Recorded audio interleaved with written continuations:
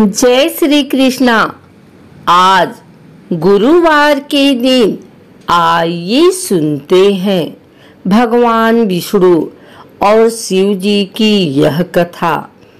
पौराणिक कथा के अनुसार शिव जी अपने भक्तों से जब प्रसन्न होते थे तो मुंह मांगा वरदान दे देते थे और यही कारण था कि कई बार असुरों ने भी शिव जी को प्रसन्न कर मनचाहा वरदान मांग लिया था। असुर इन आशीर्वाद का अनुचित प्रयोग किया करते थे और कई बार देवता भी इन असुरों से परेशान हो जाते थे। एक बार भगवान शिव स्वयं ही अपने दिए आशीर्वाद के कारण ऐसा फंस गए कि उनकी रक्षा के लिए एक स्त्री को सामने आना पड़ा था। भगवान शिव का भक्त भस्मासुर भी था और उसने एक बार शिव जी को प्रसन्न करने के लिए घनघोर तपस्या की और शिव जी उसकी भक्ति से प्रसन्न हो गए। भगवान शिव भस्मासुर के तप से इतने प्रसन्न हुए कि उसे वरदान मांगने को कहा और भस्मासुर ने शंकर जी से कहा कि वह चाहता है कि उसे ऐसा वरदान मिले कि वह जिस पर हाथ रखे वह भस्म हो जाए। शंकर जी ने उसे ये वरदान दे दिया। वरदान पाकर वह बेहद प्रसन्न हुआ और वहां से निकल ही रहा था कि रास्ते में माता पार्वती उसे नजर आ गई। भस्मासुर उनकी खूबसूरती को देखकर इतना मोहित हो गया कि वह उन्हें पाने को ललायित हो गया और उनके बारे में जानने के लिए उनके पीछे हो लिया। आगे जाकर पता चला कि वह तो भगवान शिव की धर्म पत्नी है। यह देख वह भगवान शिव के दिए आशीर्वाद को उन पर ही प्रयोग करने की ठान लिया और उनका पीछा करने लगा। भस्मासुर की इस गलत मनसा को भगवान विष्णु ने भांप लिया और वह स्त्री का रूप धारण कर उसके पास पहुँचे। वह जानते थे कि भगवान शिव को बचाने के लिए यह नाटक ही काम आ सकता है। भगवान विष्णु का स्त्री रूप बेहद मोहित करने वाला था। भस्मासुर ने जब उनको देखा तो वह सम्मोहित हो गया।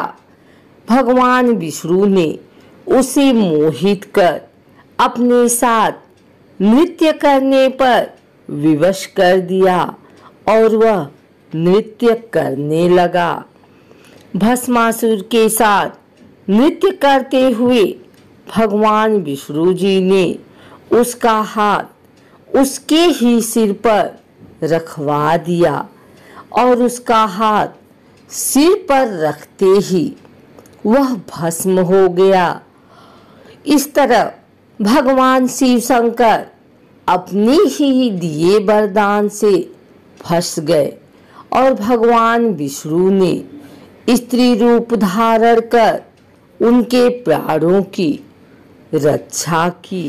एक और कथा के अनुसार जिनमें बताया गया है कि शिव की करुणा कोई भेदभाव नहीं करती और वे किसी की इच्छा पर बच्चों की तरह भोलापन दिखाते हैं।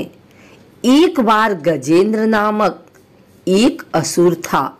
गजेंद्र ने बहुत तप किया और शिव से यह वरदान पाया कि वह जब भी उन्हें पुकारेगा शिव को आना होगा।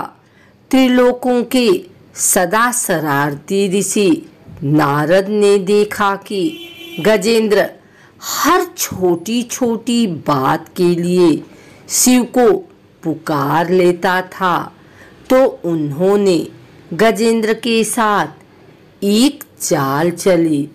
उन्होंने गजेंद्र से कहा, तुम शिव को बार बार क्यों बुलाते हो?